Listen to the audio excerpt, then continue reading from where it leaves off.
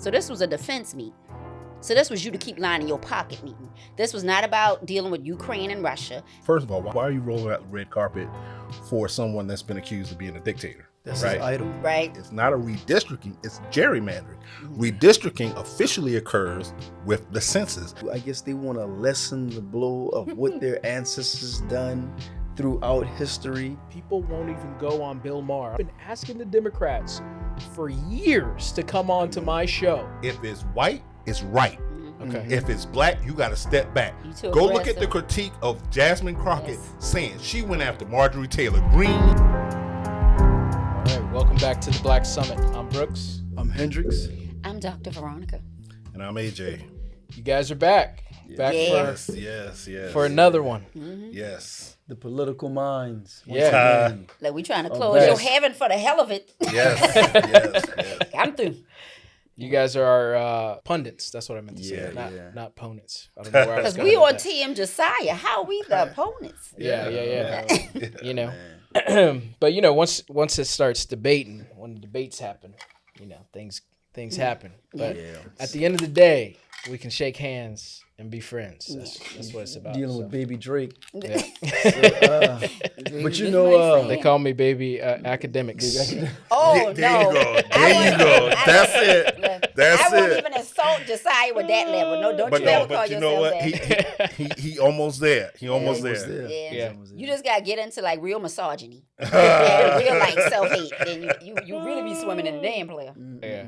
So tell us real brief, AJ, since you haven't been in a while. What's been going on with you, brother?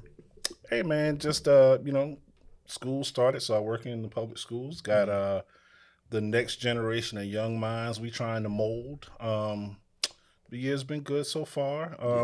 Seem to have a good group of kids. You know what I'm saying? We got the COVID generations in there now. You know, kids that were on lockdown in elementary school. So, still trying to figure that out, but excited to a new school year. Bro, that's good, man. And Dr. Pearson. Man, you saw me 2 weeks ago. I know.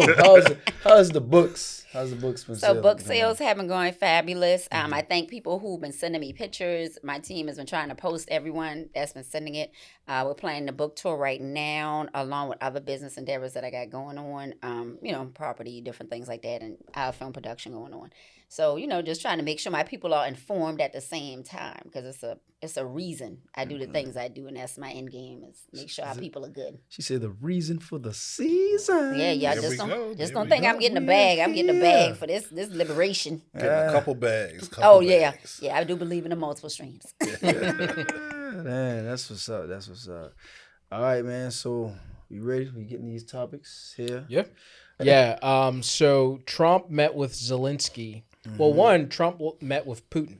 And that was the first one. And that was the big show, right? Yeah, that was the the bombers flying over. Yeah, the bombers the flying red over carpet. at the right time, Yeah. right when they were like walking down the red Yeah. carpet.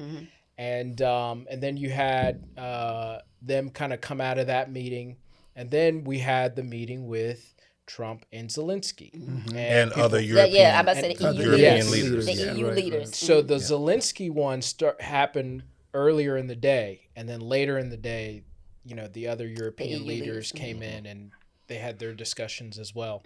Now they did something that was interesting that came out of both meetings. Was people are saying that they're the closest to peace that they've ever been. Now we can talk about all that stuff, but by now people have already seen some of what has happened. I want to get you guys' thoughts. Yeah. What did these meetings accomplish? In your I'm gonna eyes? let AJ go first Okay. because he got some points. All right, go ahead. No, Doc. You don't have to let me sound like you get ready to fire off. So let me say this about both meetings. Let's start with the Putin meeting. Okay. So it, in my opinion, was more political theater. One, because there weren't, I guess, media allowed into the important parts, right? So when Putin and Trump came outside and they were taking questions, Trump allowed Putin to go first, which is also very problematic. We're the host country. So you letting a foreign leader on American soil go first before you, the commander in chief, speaks. What message does that send? That's number one. But then number two is the inner circle of Trump's administration, and I'm talking about his press secretary as well as some of the other folks. It was reported that they came out of the closed door session like very much so ashen and shook. So it's been leading a lot of people to be like, like Caroline Leavitt, they said she looked like truly, out of it, right?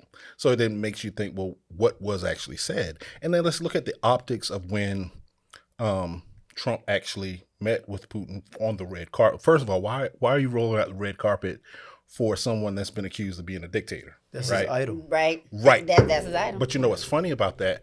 So Putin's relationship with the United States, especially the presidency, goes all the way back to George W. George W. and Putin had, in the early stages, a very cordial and friendly relationship. If folks remember, W. invited Putin to his Crawford Ranch in Texas, and they were riding horses and everything. So it's almost as if, and I'm not going to say Trump is trying to do the same thing, Okay. but I feel like, contrary to what the media is saying, that meeting was more so political theater and optics than anything close to deciding the very real and serious issues of Ukraine and Russia. So I'll stop there. Yep. Yeah. And that, I'm in a complete agreement with AJ. So this is a man who, if you go back and you look at some of the things he said through the years, and I'm talking about Trump, he has admiration for Putin. He's been trying to get this man in a circle, whether it's business or whatever. And when you know somebody is just a child trying to get your attention, you're not on my level. That's why Putin won't even take meetings with Zelinsky, because he was like, you're not on my level, you're not a real leader, things like that. He doesn't view Trump as that either. So that's why he rolled out all this panache, and the Obama going on at the right time. And that's why you won't hear that conversation, because that conversation, I can tell you, pretty much was like, don't play with me, bitch. You know what I mean? I'm going to come here, I'm going to let you get your shine, but we both know you going to sell your country out. We both know you're going to give me what I want. We both know we all going to make money off of all of this defense spending. That's why you got Palantir over here and Elon over here. Let's be real about this. It's theatrics. And that's why you weren't allowed, because there was no conversation. That's why his people came out there shook, because you lucky. He probably didn't tell Caroline to get on her knees. You better be lucky. And you don't know what was said in that meeting, because these are the type of people you're dealing with. You get what I'm saying? And when you come out of there and talk to the other EU leaders, and even when Macron looked at him like, who you selling this mess to about Putin wants some peace? You know what I mean? And Macron even looked at him, because he always talks in these vague circle conversations since he has been famous. This is not nothing new with Trump. It's just when you're younger, you can catch yourself a little more. Now that he's older, that cognitive thing is failing him. But he is very vague. He does not have anything solidified. All of this was theater.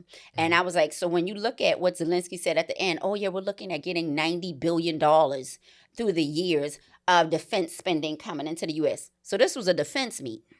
So this was you to keep lining your pocket meeting. This was not about dealing with Ukraine and Russia. This was not about saying, hey, we got peace for somebody who's literally invading a country. And when he was friends like with the Bushes and everything, because they all had a commonality, it's money. Yeah. It was defense spending. It was like, you give me that piece, open this up, I'm going to give you this. So that's all this is about. So when his people come out, it's the same reason why he fired the Bureau of Labor Statistics. Now you're telling your own story and you expect us to believe it, because nobody's there to fact check you. Right. Nobody's there to actually tell us what happened. So you can tell us anything. Oh, we came out the meeting. That's why he's not confirming, because then Putin people is going to come out and say, that's not what happened. And that's why when he was talking about, oh, I did this peace thing, and all came out and said, no, it's not. That's not what happened to NATO. That's not what happened. He sits there and vague lies all the time. And he's trying to control the media. He's trying to control the optics coming out the White House, so you will believe it, because who's there? Nobody's in but his foxes. Yeah. No, what I did read also too, and I get what you're saying definitely about the vague statements, right? As far as what he wants to, one thing I will say that I did think that I was okay with, let's just say that, right? Because we know Biden has dropped money in Ukraine's lap. They just dropped money. So it sounds like Zelensky somewhat wanted that same thing, but to what Doctor said here, the good doctor, they did want $90 billion of defense weapons, but Trump said that he was going to sell them. But that also come with a price. So it's like, okay, yeah, you're going to purchase 90 billion from us, but yet at the same time, we still have to purchase drones from them. Yes. So how is that even going to, at first I was like, oh, okay, cool. We're not giving them money. Let them buy the weapons from us, whatever they need, right? But then I turn around and look further. Okay, now, but we got to buy drones from them. So I'm like, damn, y'all should give us drones. Hell, how much money we give But y'all? that's not the thing. But see, when you're saying all he's doing instead of us saying, oh, we're giving Ukraine money. First of all, we got to understand we was taken from Ukraine. So when U.S. citizens like, oh, we just keep giving these people money. You don't understand some of the resources we was getting from these people. We don't do anything for free. Stop acting like we got a benevolent country here. We don't. So we were getting different resources from Ukraine and giving them, and I put that in quotations, government money to fight their war. So all Trump did was like, oh, let me line my homies' pockets. So I'm not giving you money. You're spending money with us. I'm like, so I'm giving Palantir this, Starlink this, BlackRock Defense this. That's the only reason he's trying to say that spending. That's why he couldn't walk away with any guarantees. Because they know we're going to give up some money to them. We're giving them some money, but he wants to do it a lot more and purchasing so his homeboys can eat. You ain't eating off that. I see what you're saying with the defense contracts. Yeah. So do you think that with Biden, because remember that was a big uproar with giving so much money to Ukraine. So in other words, you're saying that he's only giving them what they owe because of all the resources that Americans took from Ukraine? That's it. That's part of it, but it also is a net. The same thing we're doing with Israel. People want to act like we're giving them this money because they was our partners, and then a lot of them with AIPAC is so embedded in the U.S. government that we're okay with them straight slaughtering a whole country. Do you understand the level? And so when you want to talk about Zelinsky, it's the same thing we're doing with Israel. We're literally, Trump is just saying, oh, I ain't going to give it to him because my homeboy Putin, because they working backdoor deals. While you got Israel over here, Israel deal straight on the table, give us. Point blank, period. So we can go do what we got to do, and y'all can open these beach resorts where we about to pretty much genocide. Once you can even we say wipe that. out Palestine. Once we wipe out all this, they got deals on the table right now. He's sending his kids before that. Let me jump in here because I think with this meeting, I kind of knew that it wasn't going to accomplish anything. Yeah, we are. And you could see that the writing's already on the wall. And so what Trump is trying to do is he's trying to be the deal maker. Remember, this guy is the art of the deal. Right. And it's like there's Which a no book he didn't deal. write, by the way. Unfortunately, there is no deal to be had here. And I mean, I'm going to shock a lot of people with what I'm going to say is the only real way, because this war has gone too far. And it should have never got to this point. And you can say who the blame might be on. I think that both sides are liable at the end of the day with this war and this happening. And, right now it's too far gone. And the only real way to resolve this is to really fight. And nobody wants to see that. Nobody wants to see that. But Putin knows, they ain't gonna do nothing. That's why he's already bombing the country again. He's already done that. Like as we speak, he's probably still bombing them. Yeah, after he left. So exactly. After they left the meeting, he was already right back on it because he knows they can't do nothing because nobody wants to see a world war. And really, that's the only way for this to get resolved at this point because it's gotten to that point where over 1 million people combined have died in this war. Think about that, y'all. This is 2025. We're not talking about some other time. This is right now in 2025 with all the diplomacy and all the different things that we've gone through the years that we've gotten to this point where 1 million people can die in a war. I'm going to tell you why old boy agreed with you and everybody know. Because that's why when Zelinsky said we promised this $90 billion over what? Years. So they already know. So now I got to jump in because let me go ahead and let me put on my cape and cowl. So in the age of misinformation and disinformation, I always like to make sure we have accurate facts. Okay. So you said Biden was giving Ukraine all of this money. So since Russia's full-scale invasion in 2022, which was during the Biden administration, the U.S. gave $182 billion in emergency funding to the Ukraine, right? Yeah. And so that's two combinations of $66 billion. Well, no, that's not under Biden. But excuse me, 182.8. That's how much Joe Biden's administration gave, right? So under the Trump administration, Come on. 2018, Donald Trump signed a spending bill that included $250 billion in defense spending and 144 in defense spending. So Donald Trump and the military, and I got to say this too, because people keep saying presidents are giving this money. I can say right now that probably since the 1950s, presidents haven't had control of military defense spending at all. Regardless of who you put into the White House, that money, those amounts are going to be there. And the Ukrainian-Russian war was over land. The same way that people are talking about what happened in Gaza and Israel, Russia tried to annex Crimea in 2014. They exerted, because I remember that, they were the aggressor, right? And so what they thought they were going to do, because here's something else. Russia as a state, Putin presents himself as this strong man, but Russia's internal economy and infrastructure is struggling. So he has to present this. So it was a land grab, and Ukraine responded. Right. But the problem is U.S. interest, because remember, we still have interest in Europe, and we still have a tenuous relationship with Russia, so to speak. But it's not a situation where this was something that the Ukrainians wanted. It wasn't that. It's if you're somebody that says you believe in Palestine and Gaza and their right to defend themselves, that's the same thing with Ukraine. Yep. Right. Ukraine didn't enter into Russian territory. Russia has said, oh, no, these are ours, because they're going by old maps. Yep. That's how we got to this. And they Right. want Yeah. And that's the thing I think makes me aggravated. Like people, when you saw that messaging, oh, Ukraine could stop this. Ukraine. I said these people literally came and tried to snatch their stuff. Right. And we got involved because the resources, the oil, the minerals, and then like you said about Russia, it's tentative. That was the whole thing when Trump gave him that money. Because I looked back, I was like, wait a minute, we've been playing this. Well, he gave them the defense, and mind you, it increased. It increased. We've increased our defense spending by more money. That was that big, beautiful bill, remember? Yeah. So we increased it more. So you're looking at us helping. So we playing both sides of the fence here. Like when you had China and China dealing with Africa during the Olympics, they was dropping guns on one side while rice on the other. We're playing with Russia and getting in the oil fields, and that was the whole thing he didn't like when him and Obama got into when Obama cut him off.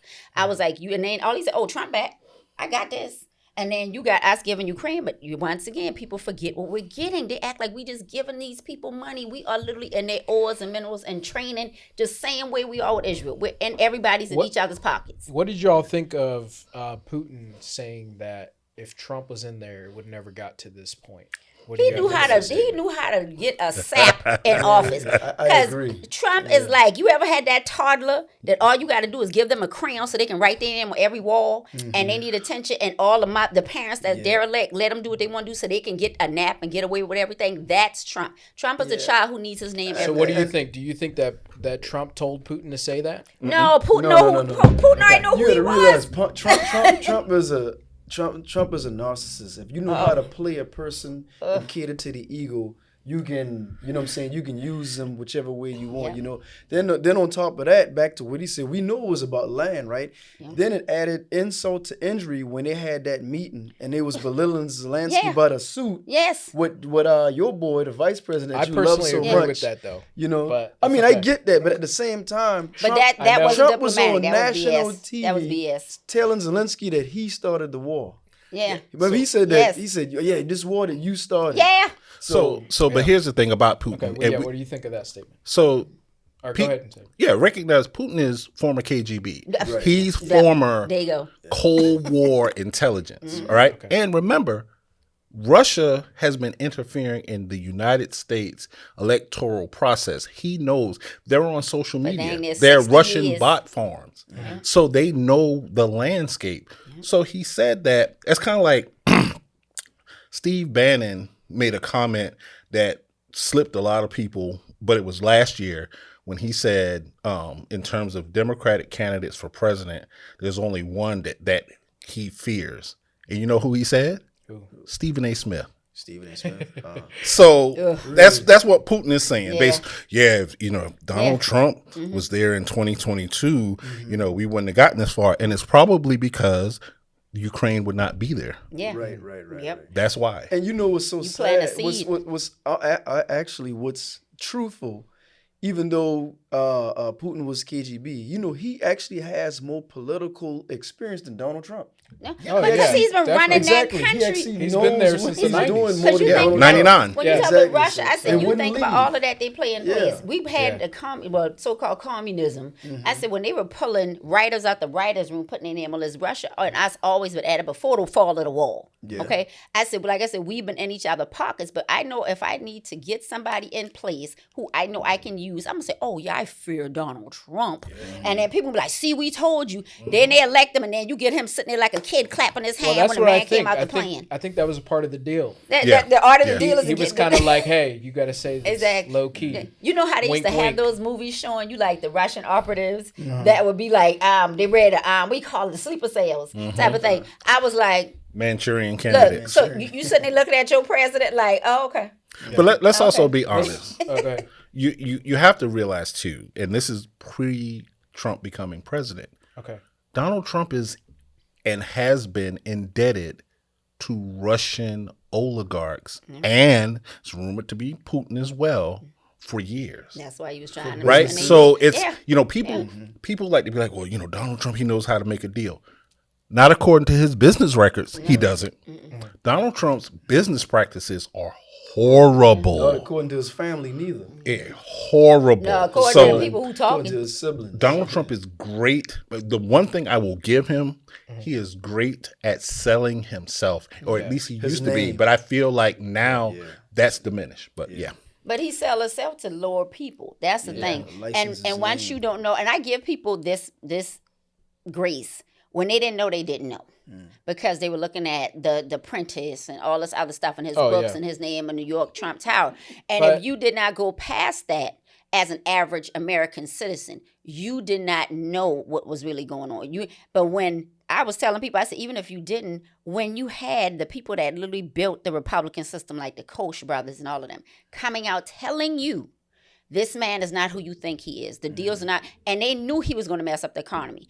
But what do you call it? The foreign people knew, oh, that's my dude. Because they're paying the licenses name on their golf courses. They already had relationships. So you think he accidentally took confidential files, the Margaret Law, when he left as the presidency, and and all the people that came through that doggone place, do you really think they that stupid? He might not have cared, but them people who left out that White House with him knew what taking those files meant. Yeah. So All right. So let's switch to the Zelinsky meeting real quick. A lot of people were talking about a lot of things. They were talking about the suit. They were talking about hate But- on Zelinsky. but yeah, do you guys think that we're any closer to peace after No. both of these meetings? Just quickly, and then we'll switch topics. No, because like Doc said, Trump. If you notice, Trump can't ever speak in specifics. He speaks in generalities, and so the thing about it is, with that, Trump can't truly negotiate peace because what's his leverage? He invited Zelinsky over, and in that meeting where people were like, yeah, he showed himself being strong, you insulted a U.S. ally. And see, Donald Trump, he has, and people don't want to acknowledge this, he has ruined the United States reputation nationwide. I grew up in the 80s. Ronald Reagan, even George H.W. Bush, and then, of course, Bill Clinton and W. Throughout all those presidents, the United States still maintained a certain standing because those folks, and I'm including W. In W, they still were somewhat respected, even though W was called at that time the dumbest I president. remember when they threw a shoe at him? Yeah, when they got but That's an but insult, Trump's conversation with Zelinsky is based on air. He doesn't have that, and he, for one, how I know it wasn't a meeting about establishing peace is because where was Hegseth? There you go. Where was Rubio? Your Secretary of State and your Secretary of Defense. That's a military operation. in a foreign state. So where are they? You, Donald Trump, you're going to negotiate? That's why I looked at who came out the office. Right. And I was like, well, who all been in office? I was like, oh, okay, so we ain't got Haggs up there. And, Yeah. and Rubio made a comment after. I said, you wasn't even in the meeting. There we go. You weren't You even know in the what meeting. else? I think it was mainly about like Trump's personal Yeah, relationship. of course, that- of course. But your personal With his- relationship is you're trying to be my best friend, and I don't even like you. and his Yeah, ego, and his ego. That's Putin. I with think him. other countries. I really don't think. I can't so much speak for as America. I don't think they take Trump as serious. They don't take him serious at all. They don't. I don't think they Why really you take think him we don't serious have at all. like Adrian was saying with the allies? We have to look at the fact that they know I can't do a real deal with this man because he will turn on me. Not even afterwards. Like a lot of them play that political game with each other. He'll turn on me in the middle of it. Yeah. And so so our trust with a lot of countries is gone. When he insulted Zelinsky, that messed us up a lot. I think the first what time. happened was really, if we're really going to talk about this, okay, guys. Drake came in. Yeah. What happened was the UN didn't want to acknowledge, or they were flirting with the possibility of Ukraine being inside of the UN. And Putin did not want that. Why? And Yeah, about to say. we did not take a stance though. And so when you don't take a stance, either way, you know, and listen, I get it. It's not as easy in black and white as I'm making it seem right now, right? But you have to take a stance, and they didn't, and we still haven't. Like they're still debating on whether we're gonna let them into the UN or not. But And here's so the thing. I that's- got to ask this question. These are the Why? problems. Listen to what you just said. Yeah, go ahead. Putin didn't want to. There you go. Putin is considered by many other countries as an authoritarian dictator. tired. So now the question I have is, why wouldn't Ukraine be allowed into the UN? Why? What is the problem with the UN? I mean, Ukraine being allowed? Because the United Nations, if you know the history, you would want to be, because those are the world powers that supposedly keep the peace. When we say we don't want to have a world war, Yeah. that's the UN's role. Oh, right. But under Republicans, They- Republicans will then turn around and be like, we're not going to follow the UN. That happened under W. W was like, when we were in the lead up to the Iraq war, yeah. and the UN was like, nah, our folks went in, we didn't see, and they find. gave Colin Powell that false information, and he said, I went by the intel I had, only to find out that it wasn't there. The UN said, we told you. So that's why I'm like, So you don't think that the UN and the US had any culpability like in the war? in And what which war? in This which Ukraine Putin war. Oh, yeah. I think Okay. the issue is when you say we didn't take a stance, what makes the United States the world police?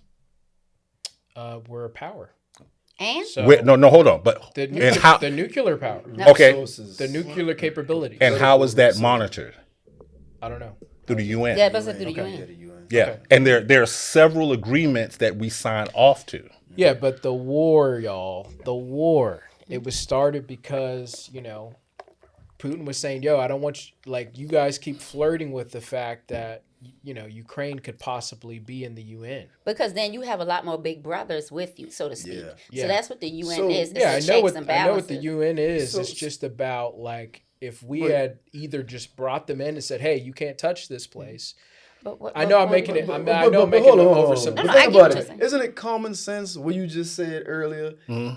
Ultimately, Putin wants Ukraine, right? Yeah. It was under Russia. He doesn't want just But Ukraine. think though. about it. So they're gonna have If to you start thinking want about a all those certain other countries, too. territory, That's you why don't they- want them to join the UN. Don't Right. that make sense? Right.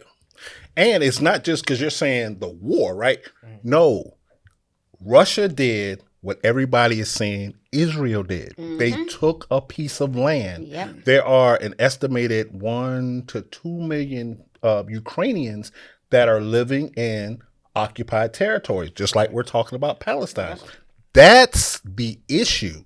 because then when you add the UN into this, you now add an authority that's recognized by the world that can come in and say, hey, this is one of our nations. This is one of our partner nations. You can't do this. As I'm just asking a question. Were those people occupied? How many did you say? 2 million? 1 to 2 million. Were they occupied before the war? Like, were they? No, that's when I say like 2014. That's the reason why the war started. Because if you look at a map and you see, it's called Crimea. Right. That part. If you look at some maps, it'll show like Russia will have a solid color, but Crimea is like striped, and that's because although they're there, it's not an authorized, recognized, and legitimate occupation. Right. They're based. Russia just said, "Oh, that's ours," and Ukraine was like, "No, it's not." But because of Russia's military capabilities and whatnot, that's where this war is. Because Russia, after that, Russia then said, "Oh, we're going to move in further." So that's how we get to the war that we're talking about now. Right, because he wanted more of a buffer in between him and the rest of the countries that are occupied by the UN. Yeah, you can say that. That's what really happened. Yeah. But I mean, I still put this on, us not taking a stance, America not taking a stance, the UN not taking a stance, and Well, I don't know if the UN didn't take a stance because it was just a matter of the decision. The UN took a stance. Yeah, they did take a stance now, but remember the U.S. and Russia kind of because when you got somebody like Hendrik said, when you got somebody that's like, wait, if they get in there, then that's more eyes on me. I don't want that. You know what I'm saying? Yeah. So the UN was like, yeah, we want them to come in. Yeah. Right. We got to move on, but come on. Let's. I'm not gonna say anything. So we going on. The Texas Democrats who fled the state in protest of the gerrymandering return home and restoring quorum. So let's see. I think I got a. Let me see if I got a clip here. Let me see. Plan for 2 weeks. Texas Democrats plan to return home Monday, as Governor Greg Abbott has called yet another special session of the state legislature. But the nationwide redistricting fight is far from over. Late last night, California Democrats released proposed maps that would likely flip 5 Republican-held seats, giving Democrats 48 of the state's 52 districts, up from 43. It's a direct counter to Republican gains in Texas. State lawmakers will vote on the plan next week. If 2/3 approve, voters will have the final say in a November 4th special election. And as they return to Austin, Texas Democrats are getting some major backup. Today, the Democratic National Committee is organizing hundreds of Fight the Trump Takeover protests in 43 states to condemn Trump-backed redistricting. All right. What do you guys think of what's going on here in Texas? I got to give Newsome a little bit of credit, because the fact that, and this is what I've always liked about him, is that he's one of those people who studies the other side, and he's not afraid to have these conversations with these other people and also to go after them. Not only to have the conversations, but also to go after them. And I think we've kind of lost that in the Democratic Party. But what are you guys' thoughts on what's going on in Texas and in California with this gerrymandering? I like what's happening as far as what Texas is doing. So as I told y'all, this happened similar in North Carolina last year during the election when we had the lady who was voted Democrat flip the seat, the Compton lady, and became Republican. You said you like the fact of what Texas is doing? No, I said California's She was referring to what he said about Yeah. Gavin Newsome. I said I like what California's doing because when this happened in North Carolina, they held it up in court. They tried to strip power from the attorney general, the governor, everything, and we were still in court. We're still in court for some of it right now, and so I challenge a lot of Republicans to this thought process. And I've always done this when you see this type of steal the vote type of thing going on. If you were doing your job at such a high level that showed me that was in my best interest, that really truly benefit America, that really truly put money in my pocket, that took care of my health care, that took care of everything we're looking at from the environment, why do y'all have to steal all the time? I said they literally try to sit here and say, let me redraw these districts. And the whole thing was so they can get more votes or either squash the Democrat cities, so to speak, that was in these things. And so when Gavin Newsome came back, I like that he's doing that, but say, okay, let's play tit for tat. But the problem is we're getting into this redistricting thing in midterms. Yeah. And when we're sitting there saying, okay, how's this going to play out come November when everybody's in court trying to stop all of this redistricting? And they're causing a bunch of confusion as they're doing in multiple states. I said, that's why your president, I said, y'all president, is doing this thing of let me distract with the, we call it the National Guard here in D.C. Let me distract here with the police officers holding this lady hostage. What is it, Nicole Collier, if I'm not mistaken, name, in Texas. You're literally holding this woman hostage. So she signs a paper saying somebody has to follow me around. But you got these same Republicans that say, don't step on my rights. Like, you're literally doing that. So when I say we as Democrats, that Gavin Newsom is doing what Democrats have been scared in a way to do.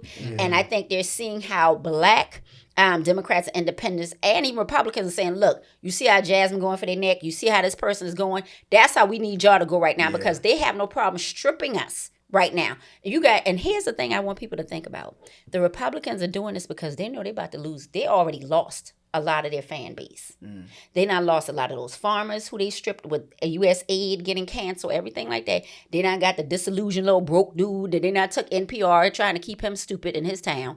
They are losing a lot of their voters. So now guess what I got to do? I got to redraw the line so we get more seats because I'm losing the votes. So that's what this whole thing is about. They know they're going to lose a whole lot of seats come November, so they got to cheat to win and maintain, or they're not going to be able to vote on all the stealing they're doing with Trump. Let me jump in real quick. I agree because normally, after 10 years of census, then they would redraw the district. Shouldn't there be some type of reprimand or some type of precedent in place to show that you don't do that within 5 years of the actual? You got a president who's saying go to hell. Of course, right? I mean, well, at this point right now, it's just straight up federal abuse, pretty much what it is, right? But I mean, and then with him, there's no checks and balance for him, right? But I think there should have been something in place. There is in place, but they don't care. But they don't give a damn, right? So I think it's all Democrats need to. So you shouldn't care either, Democrats. Huh? What you said? No, I said they shouldn't care either. Well, exactly. That's what I'm saying. I guess they need to. One thing I will say is, and I remember you had said this a while ago on the podcast. One thing about Republicans, and it's true, they don't care. They do it in your face blatantly. They're like, they pretty much come, I piss on your leg, and well, what you could do about it? I know it's illegal, but I don't care. So I think they need to, get dirty, fight fire with fire, like Gavin Newsom said. If they get in the mud, you get down in the mud with them. And low crawl on your belly. That's the only way, because these dudes are playing dirty. I mean, straight up dirty. And stealing your rights while they're doing it. Yes, playing dirty. What do you think, AJ?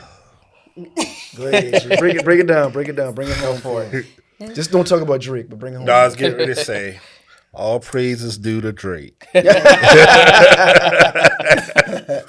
So I'm glad you brought up Gavin Newsom, because what I want people to understand is these conversations now are forcing folks to think about politics, in my opinion, beyond just parties. Yes, we're talking about parties right now, but I want to point to something, because I've been saying this for years.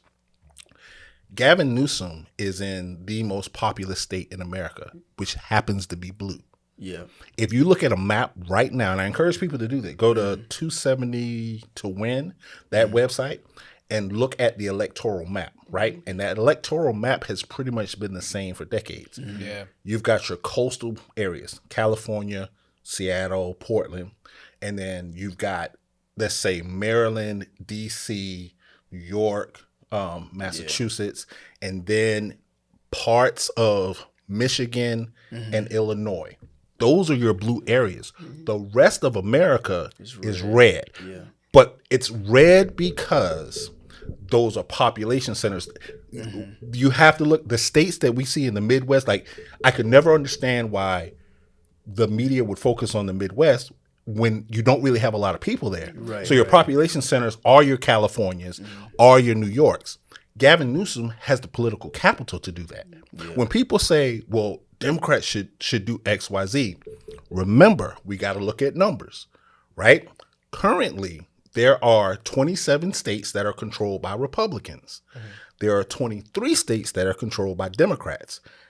With those numbers, the control of Congress goes to the Republicans. Hence the reason why they're trying to do, it's not a redistricting, it's gerrymandering. Redistricting officially occurs with the census. Right. You don't do mid-decade redistricting. That's gerrymandering. That's yeah. gerrymandering. Yeah. And also, what the other side that I don't think people understand, one of the biggest reasons why they're doing this, the Republicans are, outside of getting those seats, there's something called the Convention of States. You can look it up. But basically, the Convention of States, and it's been mentioned before, I don't think a lot of people caught it, is where you get enough states to sign on. I think it's about 38. You get control of 38 states. You can call for a constitutional convention and change the Constitution. So all these Supreme Court decisions that we're seeing that are, being held up and whatnot, like we're thinking, they're pulling this back.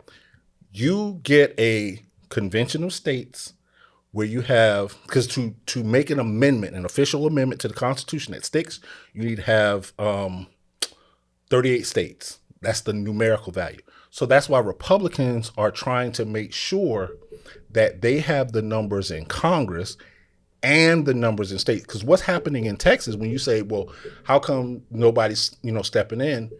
April of this year, the Federal Election Commission, they basically froze. There's nobody on the federal level now to oversee that. And that's another thing that a lot of people don't know about. And I want to say this before I stop. I think why this is so dangerous, how we had the last conversation talking about progressivism, right? Yeah. This is where progressives are really going to have to pay attention, because this kills. Progressives, they get the benefit of Democratic districts and Democratic cities. That's where your political traction and capital comes from. That's why Zoran Mondani, who won the primary in New York, is able to do that, even though he's being attacked. And I know people are saying, oh, it's going to be the Dems. No. Zoran Mondani and any other progressive candidate in the United States more than likely is running on a Democratic ticket.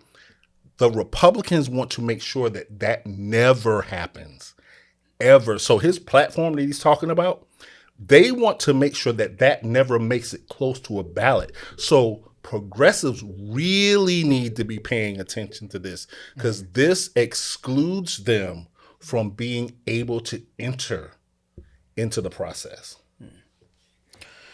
All right. thoughts? Let me say this about Mamdani. Isn't there a poll that came out recently that was you can look it up, but I think that had him up amongst conservatives. But I don't know if that's entirely correct, but you can look that up. But I mean, I think that,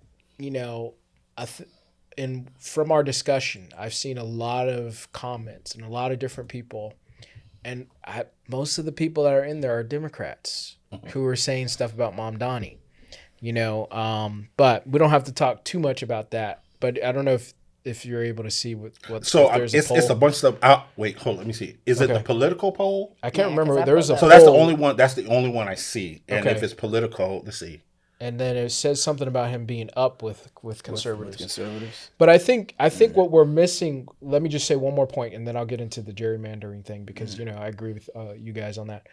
But what we're missing with Mamdani and with progressives is that there's a lot of political ground to be gained with a populist movement. And, what I like about Cenk is he always talks about, Cenk Uygur of the Young Turks. I already knew. Is he always talks about how Trump is doing a fake populism movement. And, what Mamdani can put together is a real one.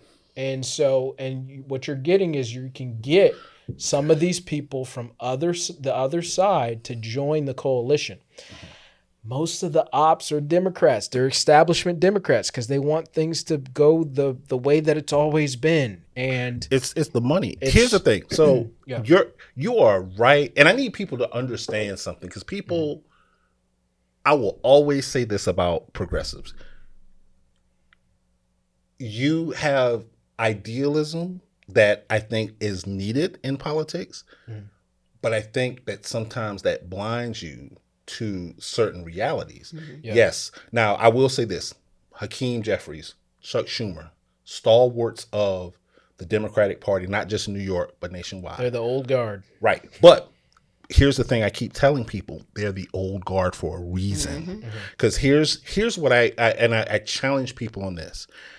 If your movement, right, if your movement is strong and you believe that your movement is strong and many, then you move them out the way.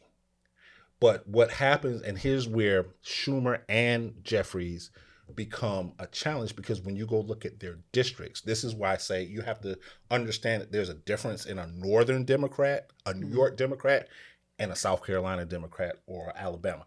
So you've got in their districts, you've got that not just APAC money, you've got that corporate money, you've got that quality of life money. And if you remember, when Mamdani started talking about programs, right? And this is what I was hearing from people who lived in New York. They said, wait a minute, because it's not so much like corporate people. There are people who are native New Yorkers that are like, we're struggling with the programs for us as natives. So it's a line that he has to walk. But For sure. that's why I truly believe, and if I could say this is your time. Don't just use Mamdani, because Mamdani will also give you a false positive because he's in New York. It's his to go. And I think if these numbers are correct, because I struggle with polls sometimes. If these numbers are correct, he's got a good lead late into a year, right? So the election's in November. But the problem is, and I keep saying, if he wins, right? Let's say he wins. He's now got to go, he's one man against the machine. And see, if we know anything, we can look at Barack Obama. Barack Obama won, shocked the world, came in, and what did he have? He had a Congress, even if his own party, like people talk about Mamdani, Barack had to fight his own party. So that's why I'm like, this is where start pushing progressive candidates in lower races, councilmen, assemblymen, because you're going to need that. Right. And this is where I say blow the system up. And I know a lot of people are going to come after me for saying that. But you have to come in and you have to really fight for the people. We no longer have politicians that are willing to lay their life down. But and in order to We do. actually make real change, We do. Here's the thing. we've seen it over the years. But here's the thing. I got to push when back real on change has really happened, it took blood. But here's And the thing. so- I got to push back on that. I Okay. got to push back, and I'm going to use Bernice King. Her father made the ultimate sacrifice. The thing is, in America, unfortunately, there has been far too many people that want a martyr instead of a change maker. And I think that too many people are looking for somebody to go out and, be a Malcolm, a Martin. They used to have to assassinate us physically. Now they do it through the internet. Oh, I know. Now they do it But- through social media. Yeah. Because my thing is this, and I'll use protest. I got into it with some folks because they were talking about protests, and I said, here's the thing I need to understand for everybody that says we need to go out and protest, right? Especially politically. When you go out and protest and you get all these people, you get these hundreds, if not thousands of people to be in the street, they have signs, they get media attention. Who are you protesting to? And then what are you protesting for? Because if people haven't paid attention in the last 5 years, the Republicans have said, good, that's what we want. That's what increased the police budgets around the country. That's what increased the urban military presences, because now they're like, you could have the greatest cause in the world, but you're a violent mob. That's it. That's all they have to say. You're a violent mob. Let a glass get broken. Oh, yeah. See, this is why we have to do it, because the state prefers property over people. So my thing is, if you can put 20,000 people on the street for a protest, why not put 20,000 people at the polls? Oh, I Where agree. the politicians have to listen. But that's I've why always they agreed did with all that. that stuff during the BLM movement, when you had people sneaking in, burning people's neighborhoods, and they said, oh, that's down. when it wasn't the people that was actually protesting. Yeah. Because that gets the budgets increased, that gets the fear mongering, that gets you destroyed my property and I didn't have anything to do with it, and that gives me a talking point to sell a mission. And I got to ask you this too, because this was something that I saw on TikTok, and I was glad that I was going to come here today. In addition to the Dems, right? I know we're talking about the establishment Dems. There is something that I also see in the progressive space, right? Okay. I know we talk, and we may have differences of opinion, but I think we want the same thing. I see there's some progressives that I consider to be saboteurs, right? Because there was a interview where Mamdani's position on Israel was questioned. And so he said, Israel does have a right to exist and defend himself. So I don't even think the interview was up 10 minutes, right? And then the comments, and then on TikTok, there were all these people going after him, and people were saying, if this is what you want, if this is your guy, why are you doing this? Because it's that, I feel like as much as, the Democratic establishment puts its hammer down, it's that undermines the value of what he could bring. Right. I just think that if he stays true to the populist vision and also, him being a progressive, he can lose some of those people and still be good. Because I feel like most people, when they really research what populism is, when they really research the progressive ideals, and they actually understand how some of these ideals are already in our system, they go with it. They're like, oh yeah, you know what? Yeah, I do like that. And then you say, well, that's all progressive stuff. And then people go, oh, really? It's like, yeah. And so for me, I just think there's a lot of political ground to be made here. And I think that, you need somebody, though, who is actually going to fight. And we'll see what happens with Mamdani. I don't think that we have to see if he does win. And then we have to see what he does when he does win, because we've already seen this movement. To your point, we already had the Obamas. We already had all these other people who got up there and made it seem like they were going to do something. And nothing happened. But I looked at some of the polls that you were talking about, and this is in tribute to AJ. So the main, when you got the Gotham polls or Siena University polls, I said that goes to his statement of when you have to look at who the Democrats are, their regions, I should say. So if you can flip, progressives, if you can flip progressives and grow it to a movement in this South, you got a better chance up north. But the simple fact is, this is because what you got is intellectualism, right? Against, I feel, this is how I feel.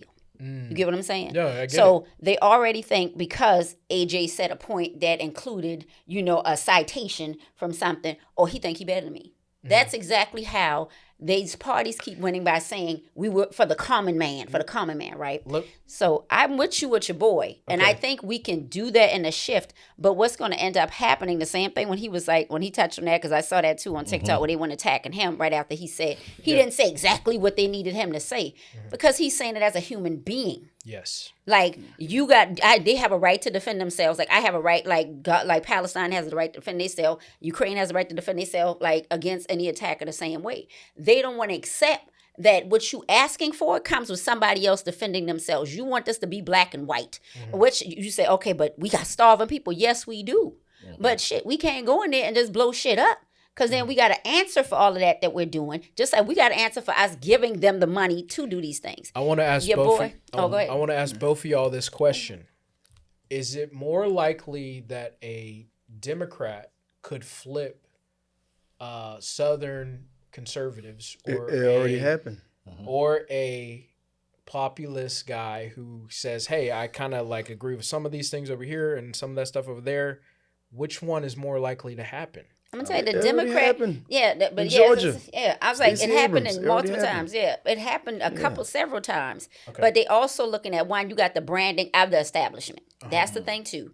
But if that progressive came in there, and so people that same fear with intellectualism is the same fear with progressing, because they thinking you got some hippie, millennial, Gen X, who's saying, everybody. And one of the things that what I want people to take, Majority of people have conservative thought processes and conservative home Especially lives. black people. Yeah, especially black people, white people too. Yeah. So when you want, why do they harp on transgender? Why do they harp on gay marriage? 'Cause people Why are do they harp on conservative. abortion? Okay, I don't even we can say abortion online, but why do they have to harp on these things? I don't know. I was like, they harp on them because it goes back to Conservative. values. Yeah. That's the way they keep these things going. If you got somebody to come in there and say, hey, I'm going to respect everybody's right, because they even act like that's an attack. If I say I respect everybody's right to do something, you're going to have somebody who's an established Democrat win quicker than a progressive, because progressives tend to leave bad taste. They think I'm like Back to the Future looking Bernie. You get what I'm saying? So that's the branding is not there. So if the branding is there, because you see how they trying to scare you with your boy Mondami. Oh, he going to have them praying on their knees on a rug at 12 o'clock and 2 o'clock. It's the branding that they're using. It's not necessarily that people don't want what he's talking about. But what does that poll say? Did it actually say? So the No, it's conservatives? several, but that's I'm It's like, it's several. several. So the one So that it's I not saw working. with That propaganda of him being a political, Muslim. it all is that. not. Now, what I will say, and this Look is at where the polls. I That's got what I got to Yeah. be the bad guy. Go ahead. So to answer your question, Okay. I do not think, and I do not feel, honestly, that the path to political change and power is going to come through populism. And the reason why is not because I don't see the value in it. It's that for the last 40 years, and I'll say that 40 plus years, since 1980, the Republican Party has branded itself as the populist party. What a lot of people don't understand Oh yeah, I get it. is, the Republican Party with Ronald Reagan, who was a California Democrat, Yeah. union guy, right? But in the 80s, which was 15 years after the 1965 Voting Rights Act. So Republicans, on the heels of that 1968 with the party switch, Yeah. and Nixon and Lee Atwater from South Carolina, who basically gave the Republican Party their language, he was the one that gave them the populist message, and not enough people understand that. But what has happened to populism is what has happened to a lot of words. Those of us who know it, we get it, but it's become something that is used to draw people. It's like a Trojan horse. I'm coming in. It's the politician standing in the hardware store with the button-up shirt and jeans on, The right? factory with to the hard talk hat. to the people who are usually on fixed income, making less than $30,000-$40,000 a year, telling them, I'm going to be fighting for you. We're going to cut taxes, this, that, and the third.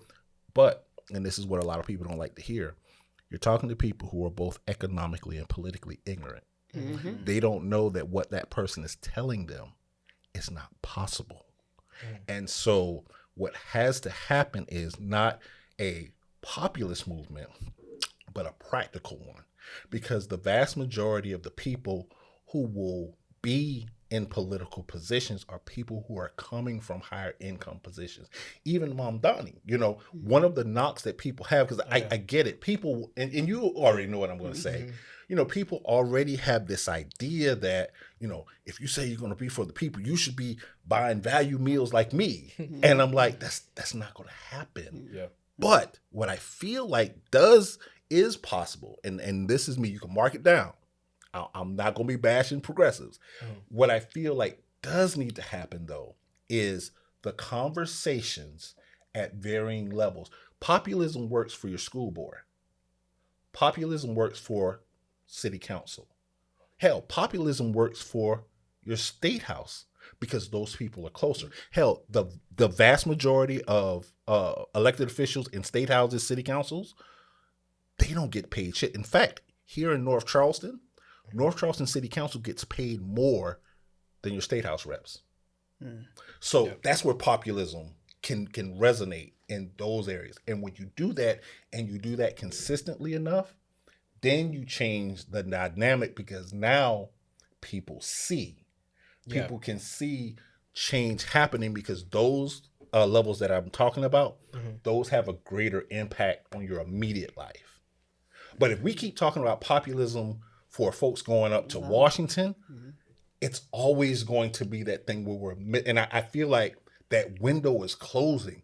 I would love to see state houses and city councils where at least 30% of the people seated are populists or progressives. I would love to see that. And I think I think that's more possible than some of the loftier ambitions that I see. And I'm not saying don't shoot, but we have. You got to start the small. But what people forget about Republicans, they talk about what Republicans do. Republicans, again, they had that 40-year game plan, while Democrats were focusing on national races, i.e. the White House and some congressional seats. Republicans went to County Hall. Okay. They went to the school board. Yeah.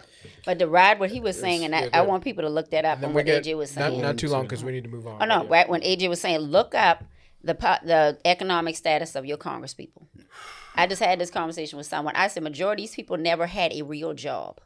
I said, majority of these people, and I'm talking, and it's sad to tell, a lot of Republicans is, majority of them came from their home to college, they interned, they was clerking at law firms, and then they said, okay, let me run locally. That's what they did. They went local politics. They went to councilmen. They went to school board meetings. They went to all this, and they got elected, and they slowly, now senators and governors and everything like that, they literally have only been taken care of by the taxpayers. Yeah. Majority of black politicians, they had to have degrees. That's why when you see leaving lady in Texas, I got a law degree.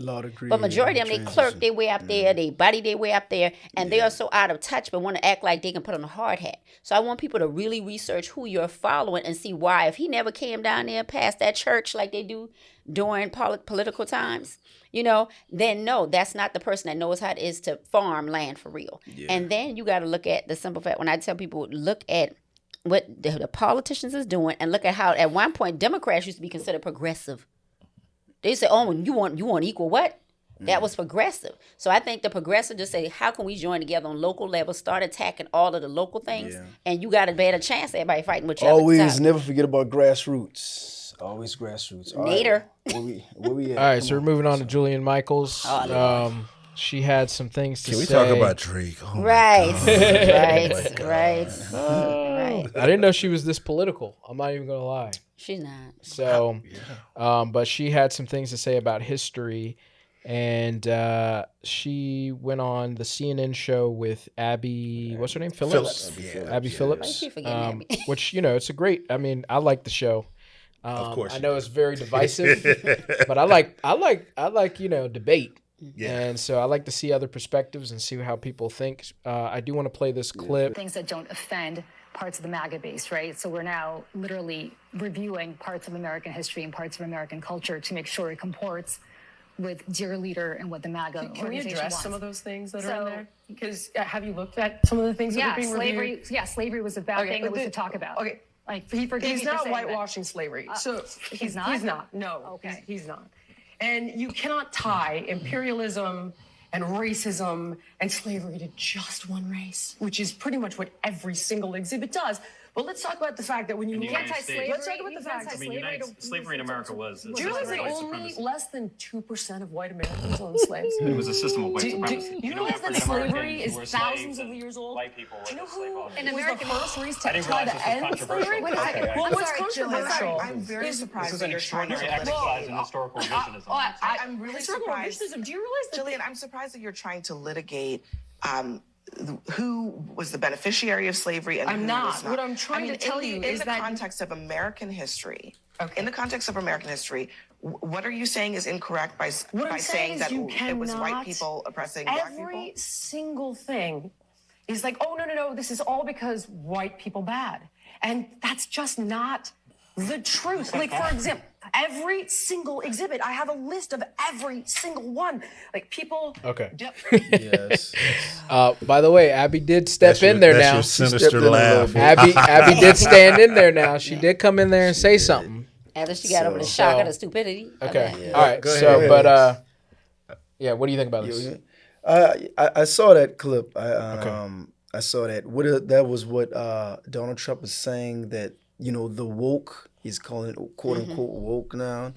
But it just amazes me with the DEI, how they trying to, I guess they want to lessen the blow of what their ancestors done throughout history.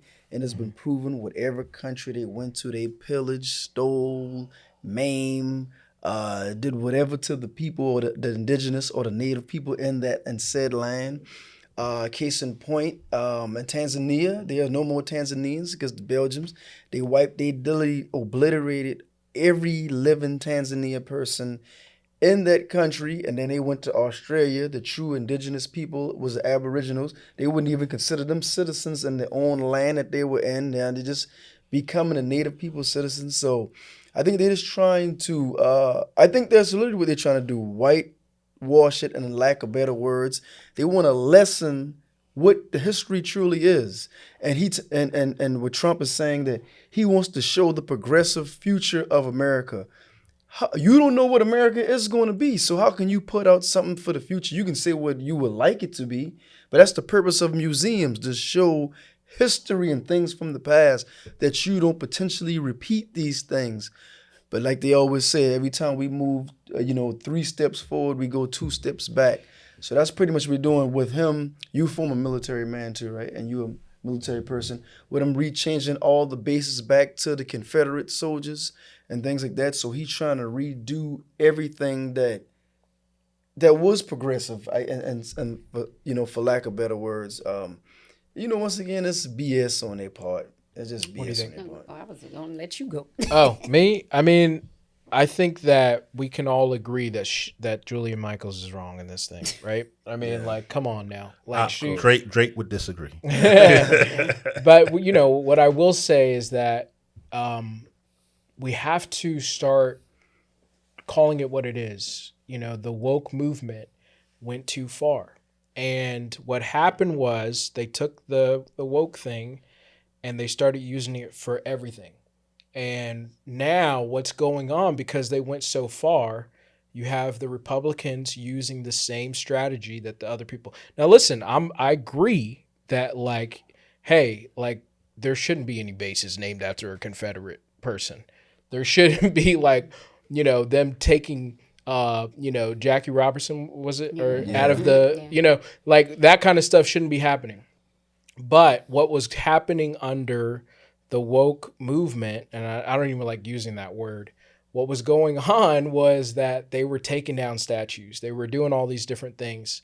And so I feel like these people are coming in and doing tit for tat, because I feel like, you had talked about how the woke movement was something else before it was taken over by, white liberals, but also, just like BLM, the conservatives and just stuff like BLM. that. Well, BLM's another subject. But everything started off with the intent of educating or waking our people. Then they took it and made it something else what it wasn't supposed to be. Well, BLM's different because those people at the head, they were really not doing the right thing. I get that, but when it initially started, that wasn't the case. The movement of BLM, that wasn't the case. The movement of BLM had its heart in the right place. Yes. And that's the key. In the same way woke had it heart. And that started out as a hashtag. For sure. Stay woke. That's a hashtag. But look at when all of those things, it's like, just to summarize that, I said, anytime we've done something, they will co-opt it. You got the white supremacists or white liberal type of movements. They will co-opt it. They did the same thing with white power. That was black power. And if you research when that was black power, you literally had them sitting in Malcolm X's conferences and all that. And then they started with white power. You can't even originate your own racist sayings. You think, what I'm saying? So when I look with the Jillian Michaels situation, it was like the fact that you even think it was okay that 2%, 2% owned people is my problem with her as well. And I was like, then you want to say, only 2% of, Americans own enslaved people, right? But you don't go into the fact that 100% of America literally benefited off of enslavement. You're talking from the New York Stock Exchange, and I even touched base on my book. And that's the slap in the enslaved face. people built the damn wall that you call Wall Street to literally protect the Dutch and all of them from getting attacked by the poor. I almost call it the derogatory name.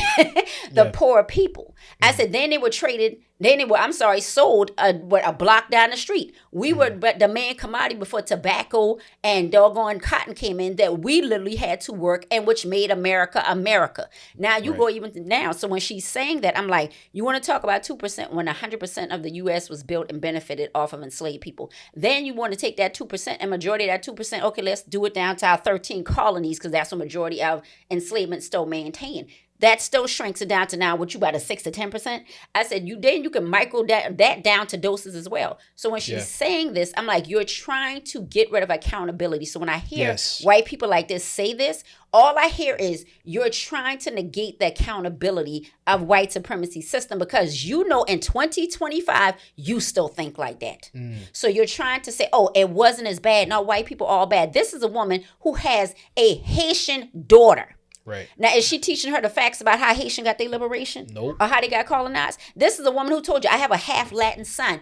That's why I say I don't buy into the intersectionality that black people want to stay in, because this is a gay woman who got adopted children of color and as a female, right? And none of them intersect for her to think that you are worth saying this is wrong. And before she said, I got a list here of all these museums. You're talking about somebody who's traveled the world, and I like history. I've sat there and seen Columbus's own journal. So you tell me the white people that wrote about the history was lying on themselves when they said they sold me, they raped her, they pillaged this. They're not lying on their own. That even when you got archaeology and scientific research telling you what's going on, the white people lying on their own research. They don't want to accept accountability. And that's the problem. History does not tell you all white people are bad. History wants you to learn from it. That's why they're stripping it. They're telling you the Trail of Tears was a pilgrimage. That's what these new history books are saying. But who controlled the message? So, hey, real quick Hold on. No, go ahead. No. I got to rebuttal not what she's saying, but what the young lady said in the thing she said 2%. So, however, some statistics are available with analysts. It says about 5% of individual slaveholders states were considered slaveholders based on census data. When looking at the household in the slaveholding states, it's established that roughly 20% owned enslaved people. Expanding to the broader perspective, 25% of all Southern household owned enslaved That's what I say. people. You're 13 colonies. So once again, real quick, right? I'm a history buff too, right? Okay. So to reiterate what the doctor said, the good doctor said, right? So what they did with woke and BLM, right? So with the propaganda, they've been doing this for the longest, right? In history, now they with the racial tropes, the same thing they did with black people with watermelon and with chicken, right? We couldn't own anything, so we were the sharecroppers, the farmers. We planted the watermelons and we sold them, and we cooked the chicken, because that's the only livestock that we were able to have. Therefore, whites seen black people making money off of these things and then turn them into racial tropes. So these same systematic things are happen to this day with woke, and they did with BLM. Now, granted, the Me Too movement. it started off in the right place, but overall, once it got into the wrong hands, that's exactly what they will do. Like she said with the whole thing with black power, with white power, that started with COINTELPRO. The only way you infiltrate is you use someone who look like you to get into the organization, right? Yeah. There's even video documentation where the white CIA agents would come to Malcolm X property and say, hey, if we give you but so much money to flip on the nation, we will leave you alone. Malcolm X right-hand man, Bates or Barnes, whatever, told him, said, look, you need to start recording these things. And I've literally heard documents. The CIA has a big files this thick on everything. So go ahead, AJ. What you got to say? Let me just say one last thing, and then I'll let you get in there. Also, her statement is so preposterous because it's like there was probably like 80% of people who went along with slavery. Of course. At the end of the day. And so they agreed with it. Yes. And until like the 1850s, it was in law. People were down with it. Like it was like, oh yeah, whatever. That's how the whole they US didn't really care from it. From New York to saying where you were so-called free, they all benefited. That's why I'm like, girl. When you go, I'm in Jay, I'm sorry. The lack of accountability. When you go into the 13 colonies, as she said, right?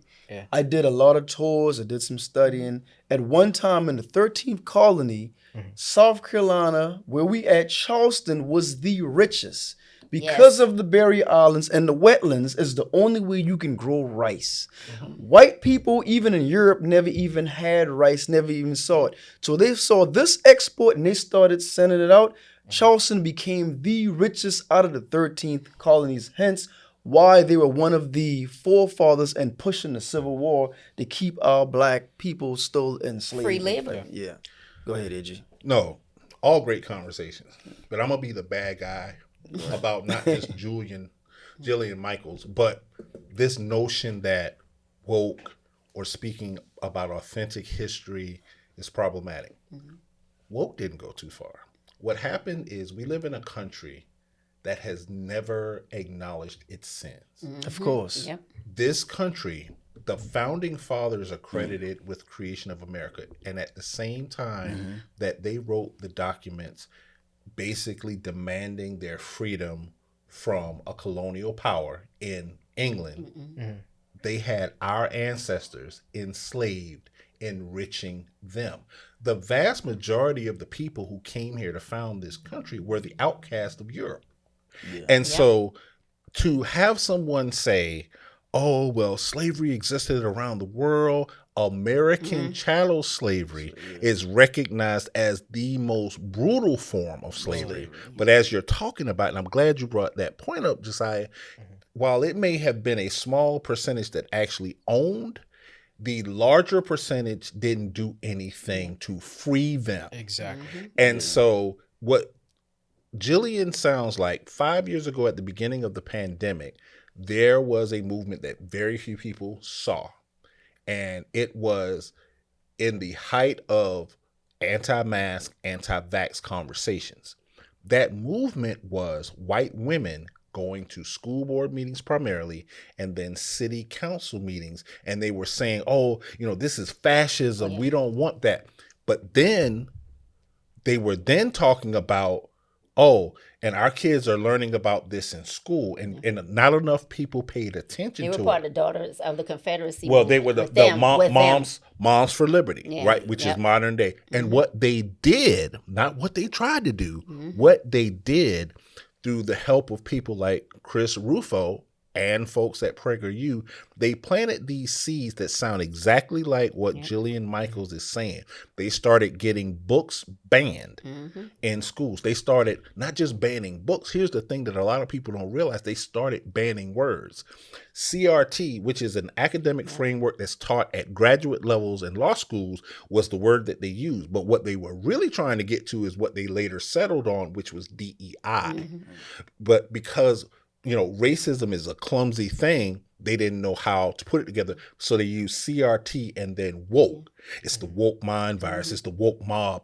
But what they were talking about was, you're making us recognize the humanity of other groups that we have dehumanized, right? So what happened was you literally had school districts, including Charleston County, where people stood up and said, we don't want our children getting any programming for socio-emotional learning. There's literally church sermons that are online right now where you have people in a pulpit saying empathy is a bad thing. You got all of this. So it wasn't that woke went too far. What happened is we're at a point in time in history where we've got access to more information than we probably have ever had. And because people in the past have been able to suppress more, they found themselves losing control. So what do? This is woke. And people who don't think, people who are lazy intellectually, and people who have not checked their own racial bias, they're going to go with that, because now you're saying, you're white, you didn't have slaves, he wasn't a slave, so why are you responsible for racism? Well, you're ignoring, like you said, the 80% of people who did. You're ignoring the fact that modern day corporations like Wells Fargo and several insurance companies were enriched because of this, or the fact that right now in America, we don't have federal hate crime laws.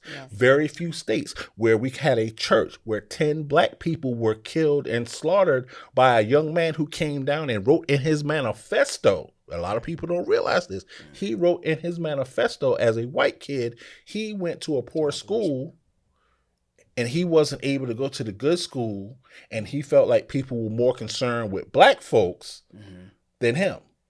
These are the things that, that's why Jillian Michaels don't want us to talk about that. They don't want to walk through a museum and see the vestiges of what they have yet to face. But that's what it's about. But that's how they get away with it, because they did it with the school board. When you saw the Moms Liberty, they went and infiltrated the school board because we had to fight with that in North Carolina. Yeah, they were like, "Oh, we gonna take over." I said, "No, you're trying to push your message." So they did it in subtle ways, like it was wrapped into parenting and childcare, and they were attacking with critical race theory is what they did, and that race part, because that's the same thing they doing with the Hispanics. They're making people think, well, they care about them so much, but they're not caring about me. And I was told I was the most important thing as a white man in America.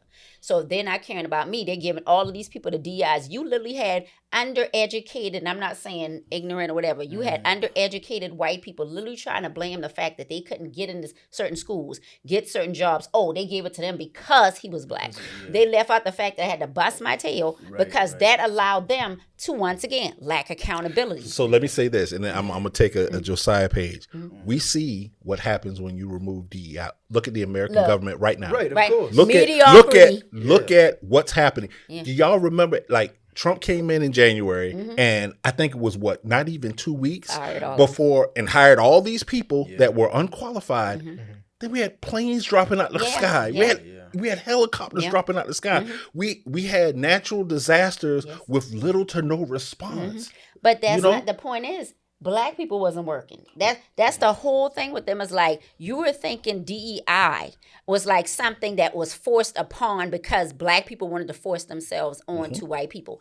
DEI was because you played this game of what we're seeing now. You have all of these inept people. You have all these people that's not qualified, unskilled. You firing all of these people, so the FAA is half man. You got your Hegseth where we trading our secrets on Telegram. You know what I mean? You're literally right now showing people the mediocrity of your ethnicity. You ain't even hiring a great part of your ethnicity to prove our point. So they don't want to be accountable for what their ancestors did. The FAA, I don't know if you guys seen the two the two pilots who were like drunk. And like they got detained. TSA, they're and I think they're in 2 different states. There's 2 different. They just say they got FAA. They were drinking. FAA people are quitting. The schools now. the FAA are quitting. Look who we hired over education. Right. McMahon White. Right. Speaking of which, you don't even know what Brown vote. Her husband in court right now for doggone sex trafficking. Brown votes Board of Education. I gotta look up this thing about the pilots. I didn't hear that. Yeah. But FAA is under transportation, so that would be Sean Duffy, right? Did y'all see the press conference that he did? I want to say maybe 2 weeks ago, where this clown literally said, "We're going to build a nuclear reactor on Mars." Yeah, I didn't even, I'm gonna tell you, I saw it and I was like, I'm not entertaining this. I was like, yeah. Yo! Look, wait a minute. How you gonna do that when you got the FAA schools telling you they got people quitting in droves? Anybody from Trump's administration, I don't take none of them. I thought it was an Onion report. I thought it was an Onion report, so I was like, I ain't reading that. Because Trump didn't hire them for their intellect. For their loyalty. For their loyalty. For the loyalty. But I wish the he people was hiring off of loyalty understand that you want to hide the truth of history, because you want to avoid accountability. Right. Okay. And accountability comes, like I said, when you can look at yourself and know that you would be your ancestor.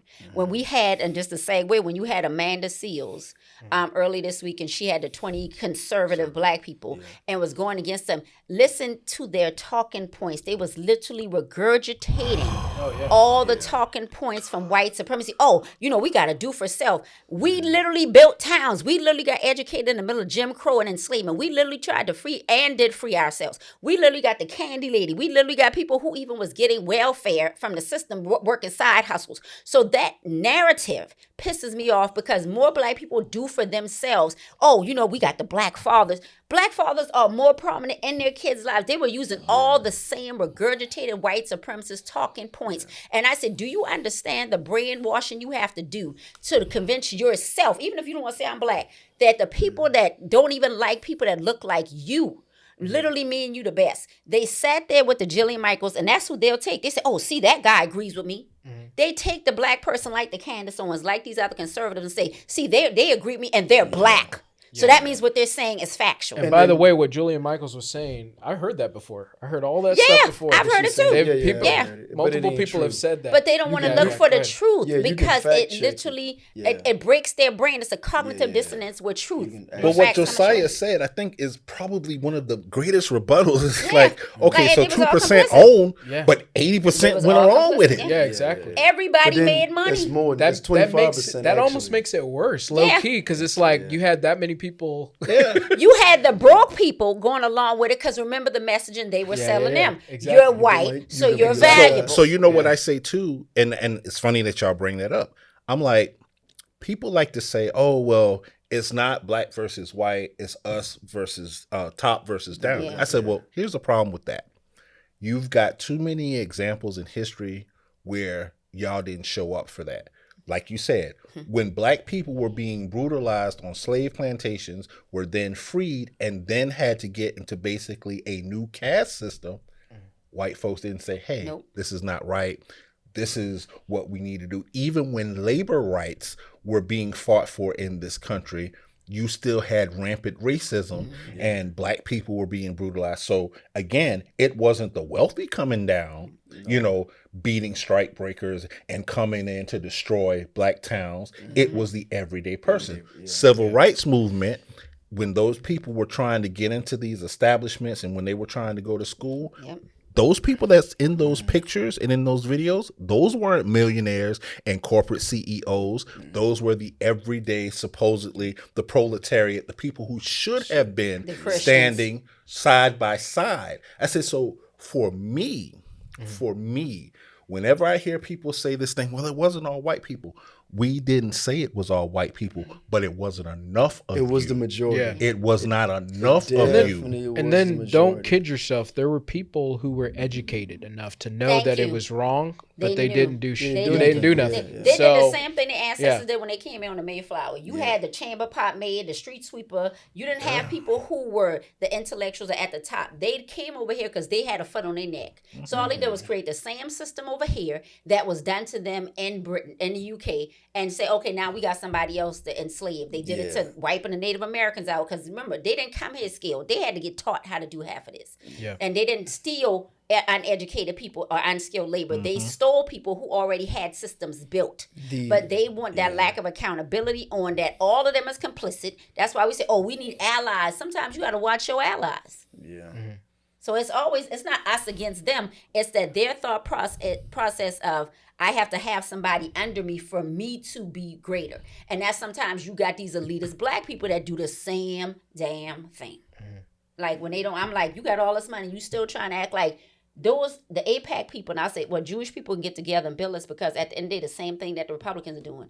We all, and the end game is I'm going to get my money. I don't care if I got to swallow what you doing and you doing. We don't move like that, unfortunately. We're saying, oh, AJ want this, and I don't agree with that. Or I'm gonna cut Veronica out because I'm gonna side with the white adjacency. So that's how I feel about it. They just flip who at the bottom. We're losing this war. We're losing this this battle. The culture war. And I don't know what to really do for it because I feel like I feel like we're not in these spaces enough to rebuttal. And that's what I fear about the Democrats the most. Why I love Gavin Newsome is that, and people came after him big time. They were talking mad stuff about him coming out with his podcast. And, oh, you're talking to Steve Bannon. You're talking to all these other people.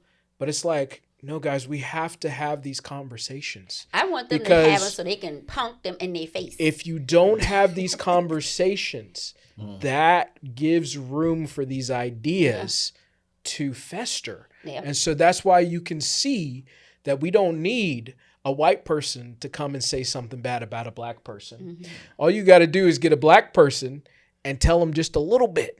Just give them a little bit of talking points. And they can go up against Amanda Sales.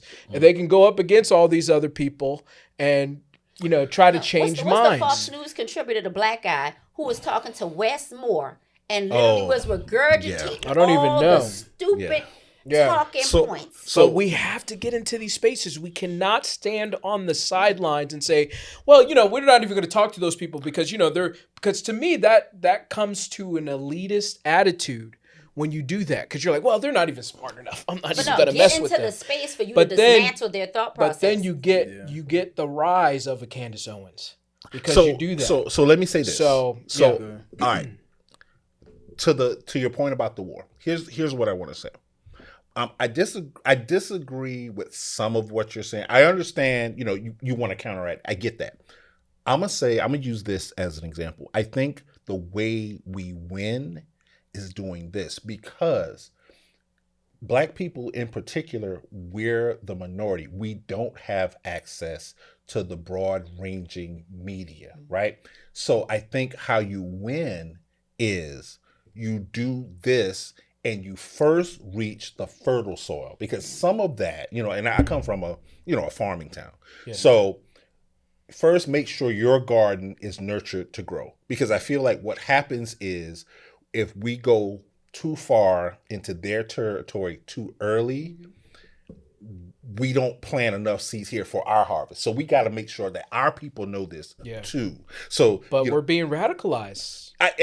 So you could see the 20. How do I don't know where them people came from. But no, them 20 people think like that. But here's the thing. But do you know why the Look at 20 the people makeup were of that able to 20. be like that? Why is Because who sat them down and gave them? Did they have access to this? Because if we go look at media eco, and I do this, I look at media ecosystems. We don't have enough of this. No. The reason why the radicalization is there, if I'm going and let's say I'm looking, I don't have a Black Summit podcast. I go through and I scroll through. It's everything right leaning. It's red pill. It's all of these conservatives. So I'm like, let's go hit them, but let's make sure we've got enough here. And that's where the psychology comes into play. They're still trying to be light. I know we have to go, but go ahead. Go ahead. What you about to say? Well, I'm about to go on a long thing. Go ahead. Lord, Where you about to go? Yeah, He's about to profess his love for Drake again.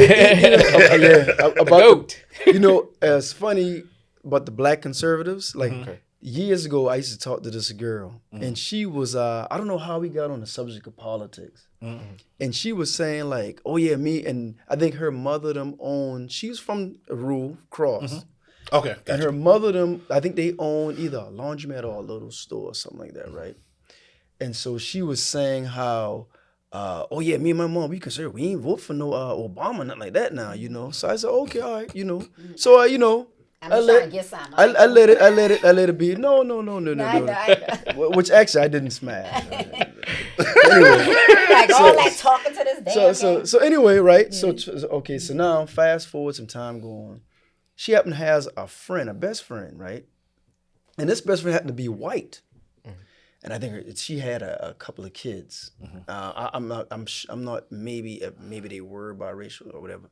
So anyway, her friend would come down and visit, and I told her, and she would complain about the guy she was dealing with, and I told her, I said, you know something? She gonna end up living with you. She ain't gonna stay with me. She ain't gonna stay with me like that, right? So I said, okay, all right. Then fast forward, sure enough, it happened, right? The girl ended up staying with her, I think with her 3 kids or something like that. You know what the Black conservative said to me? She said, well, you know what? She ain't gonna benefit me. She could put she gets stamps. I know my refrigerator will be full. You know what I said to her? I said, wait a minute. I know you pissed. You should be pissed. She said, what are you talking about? I said, you conservative. She getting food stamps. Yeah. What's up with that? How many conservatives get food stamps? Thank you. I said, you are conservative. How many white farmers literally is some of your biggest welfare recipients? Thank you. How many of your political white Republicans literally benefiting from your taxpaying dollars? They just talk about the people who you at the grocery store, but they all are benefiting from government welfare. All right, I want to hear the ode to Drake that Josiah getting ready to give us. Well, here's before we wrap this let me up. just say this last point on what's going on with the Democrats and the reasons why they keep losing. And the main going about the Democrats. this is what we're talking about though. No, I said everybody. Here's- Republicans losing too. They No, just got but more I people mean robbing them. mainly what I'm talking about too is like us with Black people and Black spaces and different things of that nature. Because I don't really see anybody going on Candace Owens. to kind of Not rebuttal now. her. I mean, I loved that. What's the Queenmaker had her moment with her, right? Which, by the way, that's one of the reasons why I like Jubilee. Like, I would have never known who that was if she wasn't going back and forth with. Now I follow her. So you have to get into these spaces. You cannot stand on the sidelines. We're at a point where people won't even go on Bill Maher. I don't know if you guys saw that clip. He said, listen, I've been asking the Democrats for years to come on to my show, and they're all scared. When did they stop? Because some of them used to come on. No. He said it took him 8 years to get Obama on his platform. And so, like, when you get to this point where we're not even having these conversations, and then we wonder why we're losing when it comes to Kamala, when it comes to all these other people, it's because we're too afraid to go on these things and rebuttal, because I feel like there's an elitist attitude that we don't even have to worry about. We're not even going to talk to them because, they're too dumb. They believe in this or that. They're talking about this or that. It's like, no, you have to get into these spaces. You have to talk to these people.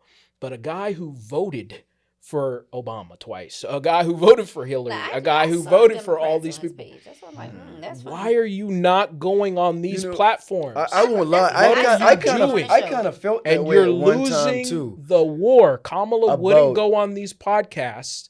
She wouldn't talk to these people. I remember you and I had that discussion a while ago. When I was saying, because I remember Hill Harper went on Hannity one time. Yeah. And I was like, man, why would he even do? And of course, they totally dismissed the dude was trying to talk in facts. And this is when Obama was in office. And I remember one time, me and you had that conversation. You was like, I said, why would he? You was like, no, man, he should go because he might be able to reach that one particular person. Exactly. I kind of heard what you were saying, but that's what I love. That's what I love about Newsome. Newsome done had himself a debate with. To hell.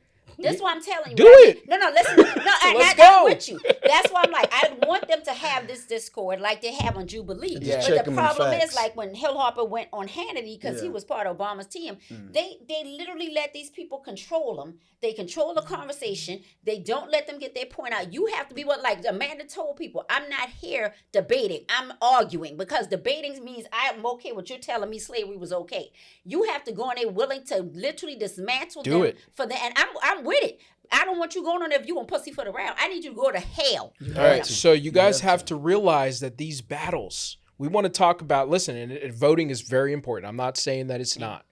But these battles are being won in these podcast rooms. These battles are being won on these platforms. So I got to say this. You have to get into these battles. Give it to Newsome. He debated Hannity. I won't. He debated. Here's why. DeSantis. No. Okay. Here's why. Go ahead. Because I got to push back. He taking my mic. Go ahead. And I got to push back on you because you love to say your misogyny is showing. Because you know who has been taking it. You know who has been bringing the fire. Jasmine Crockett. Yep. You know who has. Boom. Where did she go on? Yep. She did it where it counted. Here, you're talking about podcasts. Yep. The committees. Listen, it's not just going to be one. In Podcast Street, Jasmine Crockett has done it in committees. Yep. She's done it on her own. She's gone on podcasts. Just admit that a lot of y'all have your favorites, and I'm gonna call you out because I can give you five black women. By the way, 5 black women. I don't like. I'm not a fan of. I'm not even the biggest fan of Newsome, but I'm giving him credit. No. He's not my favorite. He's not my favorite. And let's be 100% honest. Okay. Let's be 100% honest. Go for it. There are people. If it's white, it's right. Okay. If it's black, you got to step back. Go look at the critique of Jasmine Crockett saying she went after Marjorie Taylor Greene, shut her ass down. She's been saying she's been calling out Republicans all across the board and going not just in Washington, going to Texas and then getting other people. Texas. I know what you're talking about now. And what's so sad is the Democrats won't put her out front. And that's because of her demeanor. They will not put her out front where they should put her out front. It's the established Democrats. Exactly. But you have people that want to sit there and say, I said, why do I only hear from 4 women in the Democratic Party? Where the men in the Democratic Party at? All I hear is the 4 women. Yeah. Exactly. We got to roll, but We do gotta wrap. let me just say one last thing. Lord. I want to Here we see. go. I want to see Jasmine Crockett go on to Yes. Bill Maher? Who are the people? Bill Maher. Bill Maher. I want to go. I want to see I her on think Bill she Maher. Yeah. And by the way, it's a Democrat. I want to see her go on a Joe Rogan. I want to see her go on some of these other places. Then I'll give you credit. I want to see Will her they go on. invite her? Is she on Fox News? She's been. They Pete covered her. Buttigieg goes to Fox News all the time. By the way, Pete Buttigieg went to Bill Maher. Yeah, I said he. That's why I Come said when on, you said guys. that, I was like, This is where the battle. This is where the battle is won. What is Pete Buttigieg? I'm white man. What is Pete Buttigieg? A white man. You got to put the race He's factor a in white there man. now. He's a white man. At the end of the day, I don't see. Name me one conservative podcast that any of these people have been on. No, some Jasmine of them. Crockett, I'm what gonna has tell she you, been I'm gonna on? be truthful. This real quick, we get Go this. ahead. A lot of them will invite the person on it that's entertaining. Like I rock with Charlamagne Okay. the God, but they will invite the Lord Trump show. You'll invite Charlamagne the God because he's entertaining politically. You ain't gonna invite Jasmine. You ain't gonna invite Angela Rye. Right. You're not gonna invite Joanne Reed. You're not Yes. gonna That's invite what I'm Lamar wondering. Taylor. Are they You inviting invite them? people Yeah, who yeah. you can have a good chuckle It's and not so the necessarily white people don't true, take y'all. him. The white people. I'm not talking about what you're saying. Let me is not let me true. let me But the white let people me not gonna take point out Charlamagne one serious person who like who used to go on Fox News all the time. Michael Eric Dyson. No, I'm not saying- he had a debate with Jordan did. Peterson. He He had a rarely debate went with on. all Dude. these different Yes, he people. did. 'Cause But I don't watched see any of these other people coming out and Only doing it. two And so- I know of that invited people was Tommy Lauren when she had her platform, yeah. and of course Hannity, Yeah. because he want to try to make we you just look talked bad. about The Bill debate Maher. I want to see, and we can end on this. Yeah, go yeah, ahead. yeah. Is Drake going on Kendrick Lamar's podcast? That's the debate I want to And let's see. By the wrap way, on that. Stephen A. is No. going on all these platforms. So But yeah, let's talk he's about that. going on it because He's a Democrat. He's the doggone cool nigga. He's a Hey, Democrat. bro. Let's I said what I hey yo. All right, Hey, yeah. this has been the Black Summit. I'm Hendrix. I'm Brooks. I'm And- Veronica. And I'm AJ. And we are out. Yeah, Peace. peace. Look,